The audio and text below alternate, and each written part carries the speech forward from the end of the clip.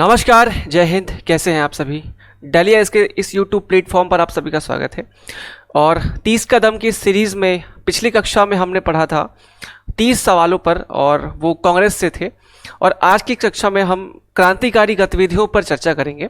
क्रांतिकारी गतिविधियां का मतलब जो 2 चरण में क्रांतिकारी गतिविधियां भारत में हुई है ना, प्रथम और द्वितीय चरण, उनके बारे में हम चर्चा करेंगे। ठीक है, उनसे जुड़े हुए लगभग 30 सवाल हम यहाँ पे आपसे चर्चा करेंगे। ठीक है, तो चलिए स्टार्ट करते हैं। आज का पहला सवाल, टॉपिक क्या है?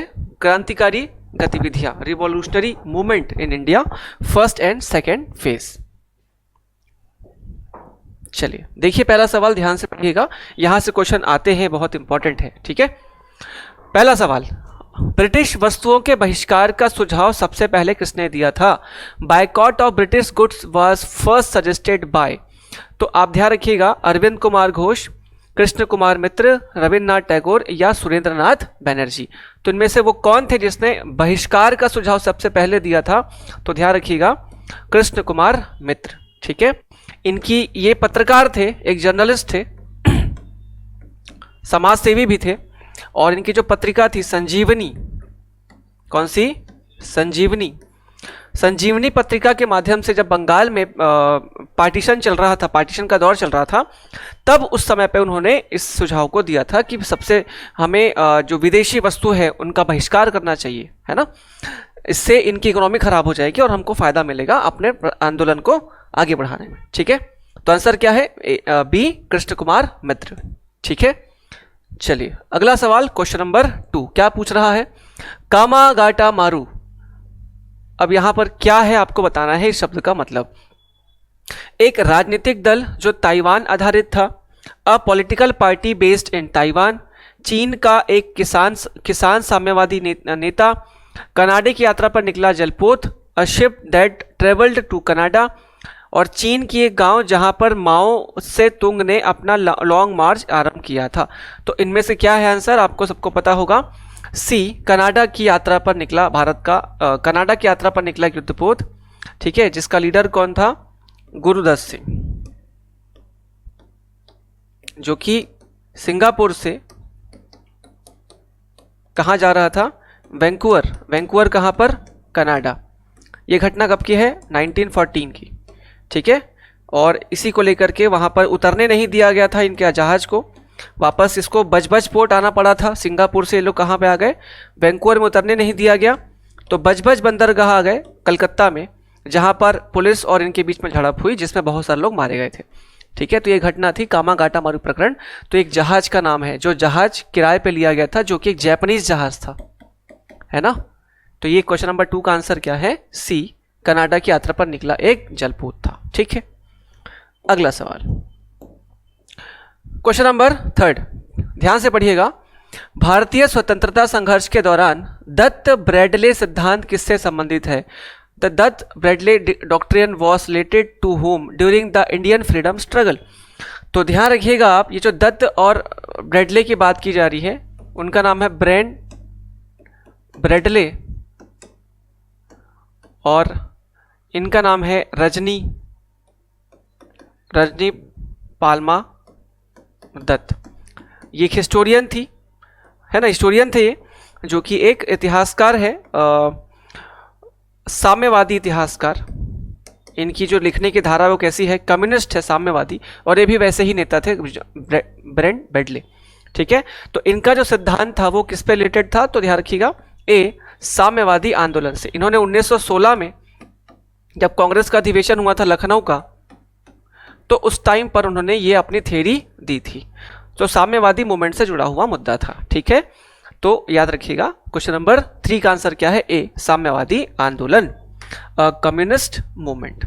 अगला सवाल, क्वेश्चन नंबर 4, निम्नलिखित में से कौन Hindustan Republican association HRA Republican association का सदस्य नहीं था? Who among the following was not the member of the Hindustan Republican association HRA। ये कब फॉर्म हुआ था? 1924 में।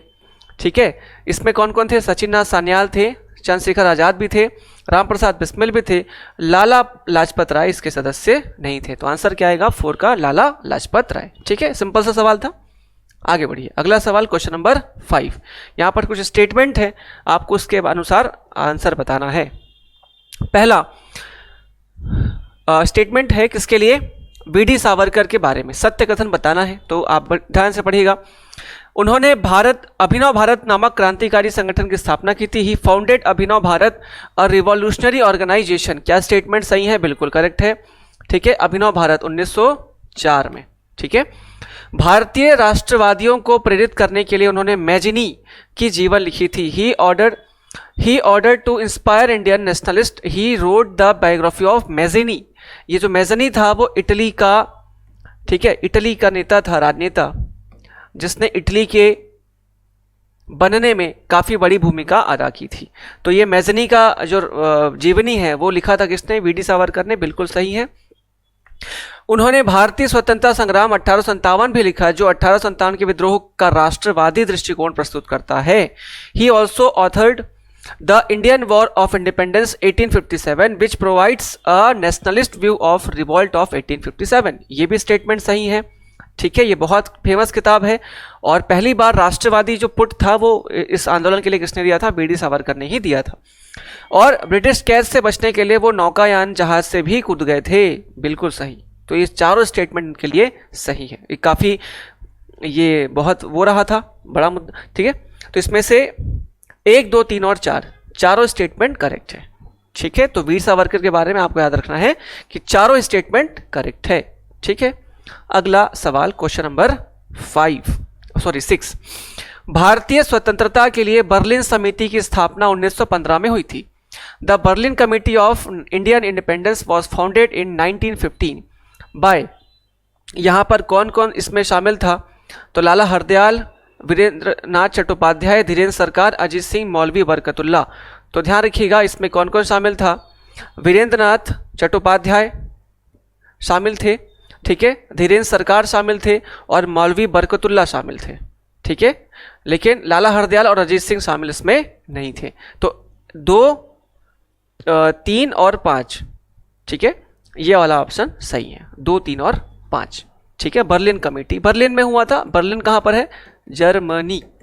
ठीक, चलिए, तो क्वेश्चन नंबर 6 का आंसर है बी, 2, 3 एंड 5। आगे बढ़ते हैं, अगला सवाल। Which of the following statement is true about the active revolution movement in India? Bharat में सक्रिय क्रांतिकारी आंदोलन के बारे में निम्नलिखित में से कौन सा कथन सत्य है? पहला, चंद्रशेखर आजाद ने अनुशीलन समिति की स्थापना करी थी, है ना। चंद्रशेखर आजाद फाउंडेड द अनुशीलन समिति। बिल्कुल गलत। ठीक है, इसमें तो बहुत सारे लोग शामिल थे लेकिन अनुशीलन समिति में चंद्रशेखर आजाद शामिल नहीं थे। ये बंगाल की समिति थी। प्रमथ नाथ मित्र, भूपेन्द्र नाथ दत्त, ठीक है, ये सारे इसमें शामिल थे। सचिन नाथ सान्याल, बारिंद कुमार घोष। भगत सिंह ने नौजवान सभा के संस्थापक थे। ये स्टेटमेंट तो सही है। प्रफुल्ल चाकी ने, है ना, 1926 में इसकी स्थापना की गई थी बाय भगत सिंह, लाहौर में। प्रफुल्ल चाकी ने हिंदुस्तान रिपब्लिकन एसोसिएशन की स्थापना की थी। ये भी गलत है। HSRA, Hindustan Republican association, HRA की स्थापना में इनका नाम नहीं था। उसमें भगत सिंह शामिल थे, उसमें चंद्रशेखर आजाद शामिल थे, सचिन नाथ सान्याल शामिल थे, इन लोग शामिल नहीं थे। ठीक है, प्रफुल्ल चाकी शामिल नहीं थे। युगांतर के संस्थापक लाला हरदयाल थे। युगांतर के संस्थापक लाला हरदयाल नहीं थे। तो इसमें से एक ही आंसर सही है, बी। तो क्वेश्चन नंबर 7 का आंसर क्या होगा? बी। ठीक है, चलिए आगे देखते हैं अगला क्वेश्चन। Question number 8। 1905 में लॉर्ड कर्जन द्वारा किया गया बंगाल का विभाजन कब तक बना रहा? How long did the partition of Bengal done by Curzon? 1905 ये स्टार्ट हुआ था, 1905 में डिवाइड हुआ था, लेकिन खत्म कब हुआ था? तो जब जॉर्ज पंचम की भारत में शाही दरबार लगी हुई थी, इसको दिल्ली दरबार के नाम से जाना जाता है, उसी टाइम तक ये चला रहा था। ठीक है, तो यहां पर आप देख लीजिए कहां पर है वो। तो बी ऑप्शन में है क्या? सम्राट जॉर्ज पंचम द्वारा दिल्ली में 1911 के शाही दरबार में कर्जन के अधिनियम को निरस्त किए जाने तक। ठीक, बाकी में नहीं है, तो यहां पर बी ऑप्शन करेक्ट हो जाएगा। तो क्वेश्चन नंबर 8 का आंसर क्या है? बी। ठीक है, तो क्वेश्चन नंबर 9 देखते हैं। यहां पर कुछ सूचियों के सूची 1 में सूची 2 को आपको मिलाना है, जिसमें एक तरफ कौन है, सारी वो पार्टियां हैं और उसके संस्थापकों के नाम है। ठीक है, तो यहां पर अभिनव भारत सोसाइटी का याद रखिएगा किसके साथ है?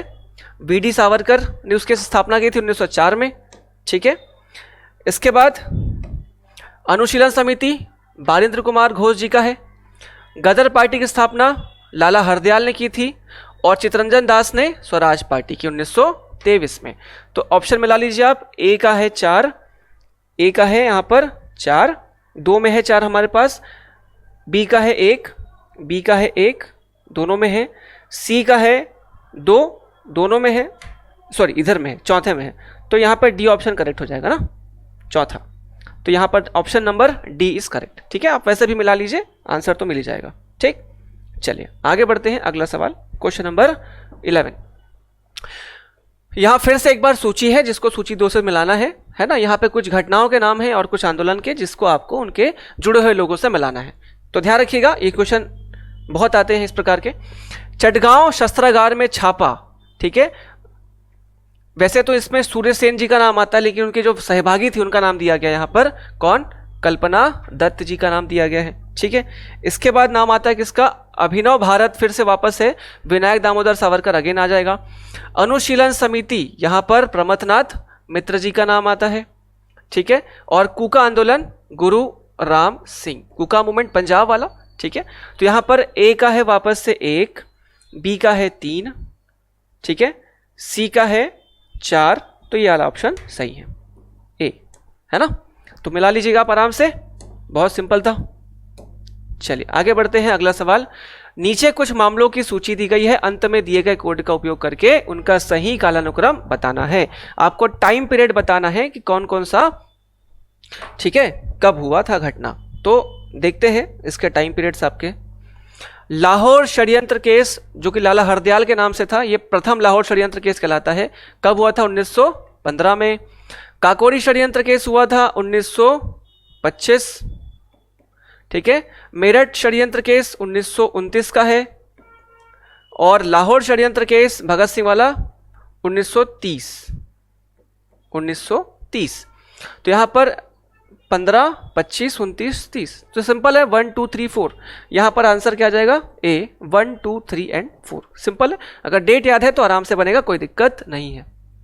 आगे बढ़िए, अगला सवाल क्वेश्चन नंबर 13। कथनों पर विचार करें और नीचे दिए गए कूट का सही प्रयोग करें, ठीक है। यहां पर सुभाष चंद्र बोस और भगत सिंह के बारे में क्वेश्चन है, देखते हैं, आप पढ़िए उसको ध्यान से। क्या क्वेश्चन है, सुभाष चंद्र बोस ने फॉरवर्ड ब्लॉक का गठन किया। क्या सुभाष चंद्र बोस ने फॉरवर्ड ब्लॉक का गठन किया था, बिल्कुल सही, 1939 में। कैसे, जब उनको त्रिपुरी अधिवेशन में जीत मिली और उनको फिर छोड़ना पड़ा गांधी जी के कारण, है ना। तो 39। फिर Bhagat Singh Hindustan republican socialist association के संस्थापकों में से थे, तो ये भी सही है, दोनों ही स्टेटमेंट सही है। ये 1928 का मामला है, ठीक। तो केवल 1 और 2, तो दोनों ही सही है, 1 और 2 दोनों ही करेक्ट है, ठीक। आगे बढ़िए, अगला सवाल। निम्नलिखित में से किसने भारत के बाहर इंग्लैंड में क्रांतिकारी गतिविधियों के एक आरंभिक केंद्र के रूप में इंडियन होम रूल सोसाइटी की शुरुआत की थी। क्वेश्चन बहुत इंपॉर्टेंट है। Who among the following started the Indian home rule league home rule society in England as a spring board of revolutionary activity outside in India. तो ध्यान रखिएगा, यहाँ पर आएगा किसका नाम, श्याम जी कृष्ण वर्मा का, है ना। इन्होंने इंडिया हाउस की स्थापना की थी, किसकी, इंडिया हाउस, जहाँ पर वो भारत के युवाओं को शेल्टर देते थे, उनको पढ़ाने के लिए, उनको पढ़ने के लिए, एजुकेशन के लिए, और वहीं से क्रांतिकारी का उनको पाठ पढ़ाते थे, ठीक है। तो इंडिया हाउस में रहकर के घटना घटी थी, इसी को बोलते हैं इंडियन होम रूल सोसाइटी, ठीक है। तो ऑप्शन क्या आ जाएगा, डी करेक्ट है, ठीक है। चलिए क्वेश्चन नंबर 15 क्या है, लाहौर षड्यंत्र मामले के परिणाम स्वरूप फांसी हुई थी। अब यहां पर लाहौर षड्यंत्र सेकंड की बात कर रहा है, जो कि 1929 वाली घटना थी, ठीक है। इसमें कौन कौन शामिल थे, राम प्रसाद बिस्मिल जी नहीं, रोशन सिंह नहीं, भगत सिंह हाँ शामिल थे, सुखदेव शामिल थे, राजगुरु शामिल थे। तो 3, 4 और 5। तो यहां पर सी ऑप्शन में है क्या, डी ऑप्शन में है 3, 4 और 5, ठीक है। तो only 3, 4 and 5 is correct. Question number 16 क्या पूछ रहा है, मैडम भीखाजी कामा, एम बरकतुल्ला जी और वीपीएस नैयर और एमएन रॉय के बारे में क्या समानताएं थी, ठीक है। ये सभी अंतर्राष्ट्रीय साम्यवादी आंदोलन के अग्रणी थे? जी नहीं। क्रांतिकारियों के एक दल ने काबुल में स्वतंत्र भारत की जो अस्थायी सरकार बनाई थी उसमें एम बरकतुल्ला प्रधानमंत्री और शेष सभी मंत्री थे? ऐसा बिल्कुल नहीं था। ये सारे अलग अलग आंदोलन से जुड़े हुए थे लोग थे। वे सभी प्रमुख क्रांतिकारी थे और संग्राम आंदोलन की अवधि में भारत के बाहर विविध देशों में काम कर रहे थे। ये स्टेटमेंट थोड़ा सही है। और वे सभी लॉर्ड डलहौजी पर फेंके जाने वाले बम के मामले में अभियुक्त थे? ऐसा नहीं है। Statement C is correct. ठीक है, तो सब में क्या कॉमन थी? भारत के बाहर रह करके भारत के लिए क्रांतिकारी गतिविधियों का संचालन कर रहे थे। ठीक है, चलिए आगे बढ़ते हैं अपन। क्वेश्चन नंबर 17, भारतीय स्वतंत्रता के लिए बर्लिन समिति के बारे में निम्नलिखित कथनों पर विचार करें। यहां पर बर्लिन समिति 1915 वाला वापस से पूछा जा रहा है। क्या है देखते हैं, ध्यान से पढ़िए। इसकी स्थापना वीरेंद्रनाथ चट्टोपाध्याय और लाला हरदयाल ने की थी। इसका गठन भारतीय सैनिकों के बीच विद्रोह को भड़काने और ब्रिटिश भारत पर सशस्त्र आक्रमण का आयोजन करने के लिए किया गया था। दोनों ही स्टेटमेंट सही हैं। तो स्थापना वीरेंद्रनाथ चट्टोपाध्याय और लाला हरदयाल ने की थी और इसका जो मकसद था वो भारत में विद्रोह के लिए एक बेस तैयार करना था। ये भी स्टेटमेंट सही है। तो दोनों स्टेटमेंट सही है। आप ध्यान रखिएगा, ये जो है 1914 से लेकर के, ठीक है, 1914 से लेकर के 1918 के बीच में, 1918 के बीच में जो वर्ड वॉर चल रहा था ये इसी से इंस्पायर थे कि इसी का प्रयोग करके भारत में विद्रोह किया जाए, है ना। इसी के बाद फिर लाहौर षड्यंत्र प्रथम के चला था, ठीक है, लाला हरदयाल वगैरह के ऊपर। तो यहां पर 1, 2 दोनों सही है। सी ऑप्शन आपका सही हो जाएगा। ठीक है, क्वेश्चन नंबर 18 में आते हैं। क्या पूछ रहा है? भारतीय स्वतंत्रता संग्राम में स्वदेशी आंदोलन के संदर्भ में निम्नलिखित में से कौन सा कथन सत्य नहीं है? आपको बताना है कि इनमें से कौन सा स्टेटमेंट सत्य नहीं है। पहला, बंगाल में स्वदेशी आंदोलन का मुख्य गीत रविन्द्रनाथ टैगोर का अमार सोनार बंगला था। सैयद, ये सही है, अमार सोनार बंगला बहुत फेमस गीत था। बाद में फिर वो बांग्लादेश का क्या बन गया? राष्ट्रगीत बन गया। फिर सैयद हैदर रजा पंजाब में स्वदेशी आंदोलन का नेतृत्व कर रहे थे। ठीक है, सैयद हैदर रजा वॉज लीडिंग द स्वदेशी मूवमेंट इन पंजाब। इसे आगे देखते हैं। गणपति और शिवाजी महोत्सव आंदोलन का माध्यम बना था। बहुत सही है। तिलक जी ने इसको एक आंदोलन के रूप में स्थापित किया था 1839 के आसपास। ठीक है, 1893 के आसपास। उसके बाद 1907 में हुए सूरत विभाजन ने स्वदेशी आंदोलन को कमजोर किया। यह भी स्टेटमेंट सही है। ठीक है, तो सत्य नहीं है पूछा है तो सैयद हैदर रजा वाला सत्य है, क्योंकि ये पंजाब से नहीं थे। ये कहां से थे? ये दिल्ली से थे। ठीक है, दिल्ली से एक्टिव थे ये स्वदेशी मूवमेंट के समय पर। तो option number B is incorrect, है ना। तो 18 का आंसर क्या है? बी। ठीक है, चलिए आगे बढ़ते हैं अगले सवाल की तरफ। क्वेश्चन नंबर 19, निम्नलिखित में से किसने सचिंद्रनाथ सान्याल द्वारा स्थापित हिंदुस्तान रिपब्लिकन एसोसिएशन का नाम बदल करके हिंदुस्तान सोशलिस्ट रिपब्लिकन एसोसिएशन रखा था? हमको पता है काकोरी षड्यंत्र केस के बाद लगभग सभी को फांसी दे दी गई थी जो एचआरए के सदस्य थे, और जो बचे थे उनमें से सिर्फ एक ही दो थे, भगत सिंह और चंद्रशेखर आजाद। इन्होंने वापस से एचएसआरए की स्थापना की थी, जहां पर सोशलिस्ट रिपब्लिकन के नाम से एक नई संस्था उसने बनाई। तो इसमें से जो नाम दिया वो किसने था? रास बिहारी बोस नहीं, बटुकेश्वर दत्त, सुखदेव, चंद्रशेखर आजाद। तो ऑप्शन डी करेक्ट ले लेगा, चंद्रशेखर आजाद, जो उसके प्रमुख थे। ठीक है, इसके बाद फिर भगत सिंह अगर नाम आता तो शायद उसको भी ले सकता था, लेकिन वहां पे उनका नाम नहीं है, तो फिर डी ऑप्शन सही है, चंद्रशेखर आजाद। ठीक है, अगला क्वेश्चन, क्वेश्चन नंबर 20, निम्नलिखित में से किस स्वतंत्रता सेनानी को सेलुलर जेल अंडमान और निकोबार द्वीप में निर्वासित किया गया था? Who among the following freedom fighter was exiled to the cellular jail Andaman and Nicobar island? इनमें से किसको किसको भेजा गया था? बारिंद्र कुमार घोष को भेजा गया था क्या? जी बिल्कुल, इनको भी जेल हुई थी वहां की। गणेश सावरकर जो कि वीर सावरकर के भाई थे, बिल्कुल इनको भी भेजा गया था। बटुकेश्वर दत्त, इनको भी भेजा गया था। तो तीनों ही ऑप्शन सही हैं, ऊपर के उपरोक्त सभी ऑप्शन करेक्ट है। ठीक है, बारिंद्र कुमार, गणेश सावरकर, बटुकेश्वर दत्त, तीनों को ही सेलुलर जेल की सजा हुई थी। आगे बढ़िए, अगला सवाल, क्वेश्चन नंबर 21, निम्नलिखित में से किसने बहरी ब्रिटिश सरकार को सुनाने के लिए 8 अप्रैल 1929 को केंद्रीय विधानसभा में बम फेंका था? Who among the following threw a bomb in the Central Legislative Assembly on April 8, 1929 to make the deaf British government hear? तो यहां पर ऑप्शन क्या आएगा? बहुत सिंपल सा है, भगत सिंह थे क्या? हाँ थे। बटुकेश्वर दत्त। ठीक है, तो आपको 1 और 4 आंसर लेना है इसमें से। डी ऑप्शन सही है, 1 और 4। तो इस असेंबली बम कांड में कौन कौन शामिल था? भगत सिंह और बटुकेश्वर दत्त। ठीक है, चलिए अगला सवाल, क्वेश्चन नंबर 22। बंगाल में क्रांतिकारी गतिविधियों के बारे में निम्नलिखित कथनों पर विचार कीजिए। यहां पर कुछ स्टेटमेंट है जिसके बारे में आपको बताना है कि कौन सा स्टेटमेंट क्या है, सही है। ठीक है, पहला, अंत में क्रांतिकारी गतिविधि स्वदेशी बंगाल की सबसे महत्वपूर्ण विरासत के रूप में उभरी, लेकिन हिंदू धर्म पर एक अतिशेष ने मुसलमानों को अलग रखा। In the end revolutionary activity emerged as the most important legacy of Swadeshi Bengal, but an overemphasis of Hinduism kept Muslim isolated। तो क्या यह स्टेटमेंट सही है? बिल्कुल सही है। बंगाल में जो घटनाएं घट रही थी, ठीक है, वहां पर एक वर्ग जो था वो जो हिंदुइज्म के प्रति जो ज़्यादा वो था, उससे मुस्लिमों को दूर रखा। तो स्टेटमेंट सही है। जनता के किसी भी तरह के भागीदारी में परिकल्पना नहीं की गई थी, जिससे बंगाल में आंदोलन के संकीर्ण उच्च जाति के सामाजिक आधार के साथ मिलकर क्रांतिकारी गतिविधियों के दायरे को गंभीर कर दिया था। ये ऐसा स्टेटमेंट गलत हो जाएगा, है ना। बिना किसी सहभागिता के कोई भी मूवमेंट चल नहीं पाता जन आंदोलन के, तो ये स्टेटमेंट तो गलत है। और अंत में यह राज्य के दमन के भार का सामना करने में विफल रहा, तो ये स्टेटमेंट तो सही है। ठीक है, अंत में इनको दबा दिया गया था। तो केवल 1 और 3 इसमें करेक्ट आंसर ले लेगा। तो क्वेश्चन नंबर 22 का आंसर है बी, 1 और 3। ठीक है, चलिए आगे बढ़ते हैं अगले सवाल की तरफ। क्वेश्चन नंबर 23, ध्यान से पढ़िएगा। यहां पर फिर से सूचियां हैं जिसमें पार्टियों के नाम है और इस पर व्यक्तित्व के नाम है। ठीक है, तो ये थोड़े से अलग टाइप के नाम है। इसको अलग मतलब थोड़े से out of the syllabus type की चीज़ें हैं, इससे बहुत कम ही चीज़ें आती हैं। तो हम इसको देख लेते हैं। भारतीय कम्युनिस्ट पार्टी, क्रांतिकारी कम्युनिस्ट पार्टी और भारतीय बोल्शेविक पार्टी यहाँ पर सीधे जुड़ा हुआ है। ठीक है, भारतीय कम्युनिस्ट पार्टी, ठीक है, जिससे सत्यभक्त जुड़े हुए थे। क्रांतिकारी कम्युनिस्ट पार्टी सौमेंद्र नाथ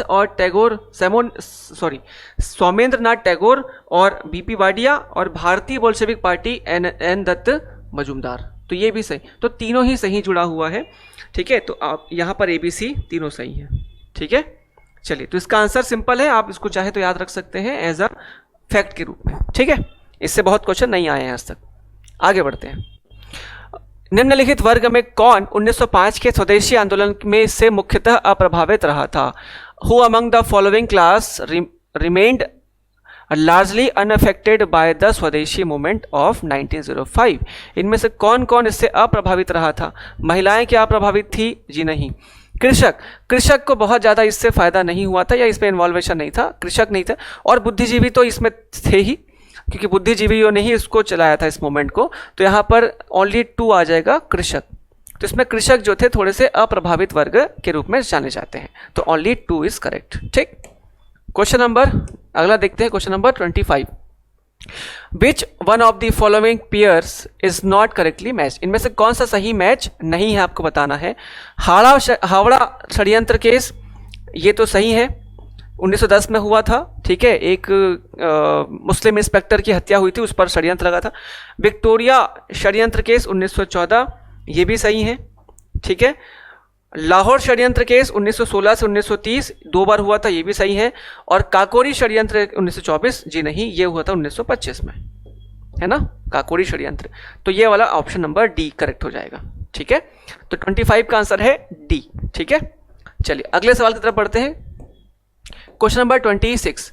निम्नलिखित में से किस मुकदमे ने विश्वव्यापी प्रचार प्राप्त किया और दोषियों के पक्ष में Albert Einstein, H.G. Wells, Harold Laski और रूजवेल्ट, ठीक है, जो अमेरिका के राष्ट्रपति बने, से सहानुभूति टिप्पणियां प्राप्त की? तो इनमें से ऐसा कौन सा मुकदमा था जिसमें जिनको विश्व स्तर पर उनको सहानुभूति प्राप्त हुई? तो वो एकमात्र याद रखिएगा, मेरठ षड्यंत्र केस। ये वर्ल्ड लेवल पर, क्योंकि मेरठ षड्यंत्र केस बेसिकली साम्यवादी मामला था। इसमें कम्युनिस्ट पार्टी के जो नेता थे उनको सारे को गिरफ्तार करके यहाँ ला लिया गया था, है ना, मेरठ में, और उन पर षड्यंत्र मुकदमा चलाया गया था। ठीक है, तो बहुत सारे नेता थे, 100 से ऊपर नेता थे, तो इसलिए बहुत बड़ा मुद्दा हो गया था, है ना। ये मुद्दा इसलिए बढ़ा था क्योंकि उस समय पर साम्यवादी गतिविधियां बहुत तेजी से बढ़ रही थी और ब्रिटिशों को इससे बहुत दिक्कत हो रही थी, क्योंकि एक तरफ साम्यवाद जो है या सोशलिज्म को बढ़ावा देता है और उससे उनकी जो कैपिटलिज्म थी उसको चोट पहुंच रही थी, इसीलिए ये सारी घटना हुई। ठीक है, तो सी ऑप्शन इसमें करेक्ट है। ऑप्शन नंबर क्वेश्चन नंबर 27 क्या पूछ रहा है, सूची 1 को सूची 2 से सुमिलित करना है फिर से। ठीक है, यहाँ पे कुछ लोगों के नाम है और इधर पे उनसे जुड़े हुए घटनाएं, है ना। तो सुभाष चंद्र बोस किससे जुड़े थे, सेंट्रल असेंबली बम, भारतीय राष्ट्रीय कांग्रेस का हरिपुरा अधिवेशन और ऑपरेशन पोलो। तो यहां पर तो सीधा जोड़ सकते हैं आप पी को। ठीक है, भारतीय राष्ट्रीय कांग्रेस का हरिपुरा अधिवेशन। ठीक, इसके बाद वल्लभ भाई पटेल, वल्लभ भाई पटेल इसमें जुड़े किसमें, ऑपरेशन पोलो से ऑपरेशन पोलो। ठीक है, हैदराबाद के विलय का घटना। इसके बाद इकबाल, इकबाल साहब 1930 का मुस्लिम लीग का लाहौर अधिवेशन, है ना। और इसके बाद बटुकेश्वर दत्त, तो इनका जुड़ेगा सेंट्रल असेंबली में बम फेंकने का घटना। तो यहां पर है एक जुड़ा है 2 से, एक जुड़ा है 2 से, एक ही में ऑप्शन है, बी का 3 है, सी का 4 है, सी का 4 है और डी का 1। ओके, तो यहां पर ए जो है करेक्ट आंसर। ठीक है, सिंपल था, जोड़ी मिला वाले क्वेश्चन हमेशा सिंपल ही रहते हैं। आगे बढ़िए, क्वेश्चन नंबर 28, बाल गंगाधर तिलक के बारे में निम्नलिखित कथनों पर विचार करें। यहां पर आपको कुछ उनके बारे में विचार करना है, पढ़िए ध्यान से। उन्होंने 2 बार भारतीय राष्ट्रीय कांग्रेस के अध्यक्ष के रूप में कार्य किया, बिल्कुल गलत, वो एक भी बार अध्यक्ष पद पर नहीं रहे थे। वे असहयोग आंदोलन में अग्रणी प्रतिभागियों में से एक थे, बिल्कुल गलत, इसके पहले ही 1920 के आसपास ही उनकी तो डेथ हो चुकी थी। उसी के नाम से तिलक स्वराज फंड गांधी जी ने स्टार्ट किया था, तो ये स्टेटमेंट भी गलत है। वे भारत में होम रूल लीग के नेता रहे, तो Tilak ji home rule league में थे, ये स्टेटमेंट सही है, तो ओनली 3 इज करेक्ट। ठीक है, तो क्वेश्चन नंबर 28 का आंसर है ओनली 3। आगे बढ़िए क्वेश्चन नंबर, ठीक है, अच्छा ये लास्ट ही हो गया क्या, क्वेश्चन नंबर 30, घटनाओं को व्यवस्थित करें और कालानुक्रम के रूप में, है ना, उसको आपको व्यवस्थित करना है। तो यहाँ पर कुछ इंसिडेंट है, उसको आपको डेट के हिसाब से जमाना है। ठीक है, पहला है गामा गाटा मारू प्रकरण 1914, 1914 की घटना है क्या, यस 1914 की है। ठीक है, अनुशीलन समिति द्वारा बर्रा डकैती, ये हुआ था लगभग 1909 में, 1909। रास बिहारी व्यायाम मंडल, ये हुआ था 1897 में। ठीक है, रास बिहारी बोस द्वारा वायसराय हार्डिंग पर बम कांड, ये हुआ था 1912 में। ठीक है, अब आप जमा लीजिए, सबसे पहली घटना 1897 2, तो 2 कहां पर है, एक ही में 2 है, मेरे ख्याल से वही होना चाहिए। 4 चौथा नंबर वाला 1912 नहीं 3 आना चाहिए ना। तो इसमें देखिए ऑप्शन में मुझे थोड़ा गड़बड़ लग रहा है, तो आपको मैं ऑप्शन नया दे देता हूं। सबसे पहले क्या आएगा, व्यायाम मंडल यानी कि 2। ठीक है, उसके बाद कौन सा डेट है, 1909 वाला अनुशीलन समिति, है ना, 1909, ये आ जाएगा आपका 3। उसके बाद है 1912 यानी कि 4 और फिर 1, तो 2 3 4 1 आना चाहिए इसमें, ये थोड़ा सा उल्टा हो गया, अगर आप सुधार लेंगे ये 3 हो जाएगा, ये 4 आ जाएगा। ठीक है, खैर उससे कोई फर्क नहीं पड़ता, अपने को आंसर से मतलब है, तो ये आपका सही आंसर हो जाएगा, इसको आप याद रख लीजिए। ठीक है, अगला सवाल, ओ सॉरी, ये हमारा जो है आज का लास्ट सवाल था, है ना। तो ये शायद 30 या एक आध कम हो गया था क्वेश्चन, तो ये लगभग 30 या 29 के आसपास क्वेश्चन आज हमने किए। सारे क्वेश्चन इंपॉर्टेंट है और इसी तरीके से क्वेश्चन आपको आने वाले एग्जाम्स में मिलेंगे। ठीक है, तो उम्मीद है ये सेशन आपके लिए बहुत इंपॉर्टेंट रहा होगा और आपके लिए फायदेमंद रहेगा आने वाले सारे एग्जाम्स के लिए। और मिलते हैं अगले वीडियो में, तब तक के लिए धन्यवाद, जय हिंद।